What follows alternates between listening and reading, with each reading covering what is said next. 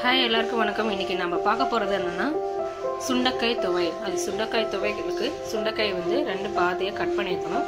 அதில் வந்து சின்ன வெங்காயம், இஞ்சி, கருவேப்பிலை, பூண்டு, புளி, சீரகம், வரமிளகாய், மல்லி, உளுந்து, கருப்பு உளுந்து போட்டால் இன்னும் நல்லாயிருக்கும். எங்கிட்ட வெள்ளை உளுந்து தான் இருக்குது. நம்மளுக்கு தேவையான பெருங்காயத்தூள், தேங்காய், இது எல்லாமே போட்டு எண்ணெயில் போட்டு வணக்கணும். வணக்கினதுக்கப்புறம் நம்ம வந்து அரைச்சி எடுத்துக்கலாம்.